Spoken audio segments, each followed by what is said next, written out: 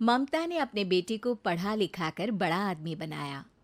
अब वो शहर में अपने परिवार के साथ रहता है। एक दिन ममता का बेटा रोहन अपनी पत्नी आलिया से कहता है, अरे आलिया, सुनो, माँ अब से गांव में नहीं रहेगी। वो हमारे साथ यहीं रहेंगे शहर में। उनका कमरा आज नौकर से बोलकर अच्छे से साफ करवा देना। ओह, आज तो मेरी किटी पार्टी है, फिर मुझे जिम और फिर शॉपिंग। ठीक है, कल करवा दूंगी। अब अच्छा, लेकिन माँ के सामने ये कपड़े नहीं चलेंगे। हाँ, तुम्हें साड़ी या सूट पहनना होगा। अरे बिल्कुल भी नहीं। मेरे मम्मी पापा ने इतना पैसा लगाकर शादी इसलिए नहीं की थी कि मैं अपनी मर्जी के कपड़े पहन ओढ़ भी ना सकूं। अरे चलो, गुस्सा मत हो, लेकिन कुछ दिन तो माँ की खुशी के लिए कर सकती हो ना। लेकिन आलिया मानती नहीं। माँ आती है सिंपल सी साड़ी, झोला और चप्पल पहनकर। अरे रोहन, मैं इनके साथ कैसे रहूंगी? मेरी फ्रेंड्स क्या कहेंगी? ये तो पूरी गंवार लग रही है। आलिया, माँ गांव में रहती थी इसलिए ऐसी हैं। तुम आज ही माँ के साथ जाकर उनकी पसंद की शॉपिंग करवा देना। इनके साथ घर के अंदर रहना मुश्किल है, बाहर तो मैं कभी भी ना जाऊं। रोहन को आलिया पर गुस्सा आ जाता है। माँ, ओ माँ। हाँ बेटा। वो माँ को ले जाने के लिए उनका हाथ पकड़ता है कि अरे माँ, तेरे हाथ अभी तक इतने कड़े हैं, तूने इसका कोई इलाज नहीं किया? अरे बेटा, इसका कोई इलाज नहीं। वैसे भी मुझे कोई शर्म नहीं कि मेरे हाथ मुलायम नहीं है, क्योंकि इन्हीं हाथों से मेहनत कर मैंने तुझे बनाया है बेटा। अगले दिन माँ, मैं ऑफिस जा रहा हूँ। कुछ लाना हो तो आलिया को बोलकर फ़ोन करवा देना। रोहन के जाने के बाद, आप ना आज कमरे में ही रहिएगा, घर में पार्टी है, मेरी सहेलियां आ रही हैं, मैं उन लोगों के सामने आपको नहीं ला सकती हूँ। ठीक है बहू, लेकिन तुम कहो तो मैं कुछ खाने को बना दूँ तुम लोगों की पार्टी के लिए। वो लोग सिर्फ कॉन्टिनेंटल या थाई फूड ही खाते हैं। कोई बात नहीं, कभी इंडियन खिलाने वाला कोई मिला नहीं होगा ना। मैं बनाकर कमरे में चली जाऊंगी। जैसे आपकी मर्जी। आलिया के घर उसकी दोस्त आती हैं, पार्टी होती है।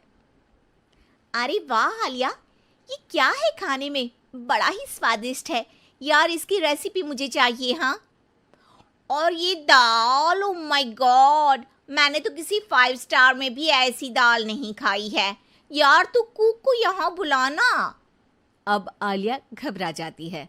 हाँ हाँ हाँ हाँ, क्यों नहीं, माँ जी ज़रा बाहर आइए। आलिया की सास सिंपल सी साड़ी और गांव के अंदाज में आती है। अरे बहू, क्या हुआ? खाना पसंद नहीं आया क्या? बहू? अरे ये गांव से दिखने वाली औरत तुम्हें बहू क्यों बोल रही है? कौन है ये? वो हमारी नई नौकरानी है।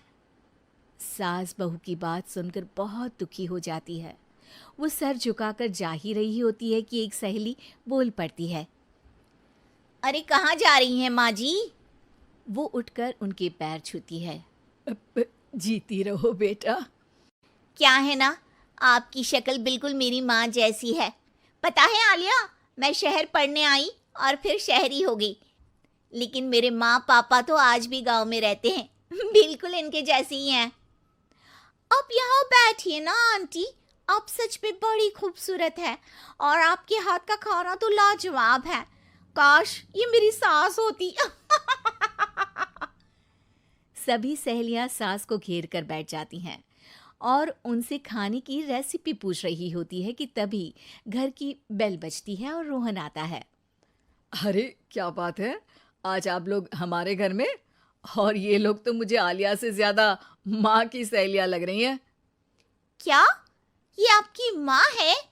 लेकिन आलिया ने तो कहा कि ये उनकी नौकरानी है और इन्होंने भी नहीं बताया।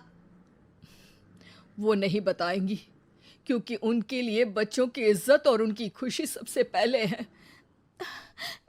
मुझे माफ कर दो, मुझे इन्हें तुम लोगों से मिलवाने में शर्म आ रही थी कि तुम लोग क्या कहती। अरे अब तो हमें शर्म आ रही है कि तुम हम लोगों की सहेली हो।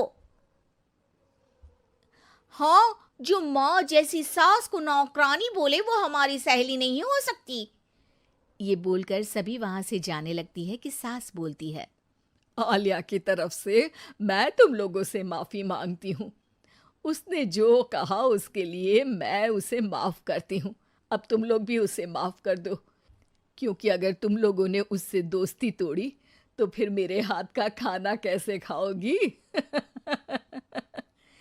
नहीं नहीं आंटी, जरूर आएंगे, लेकिन अब आलिया की नहीं बल्कि आपकी सहेली बनकर।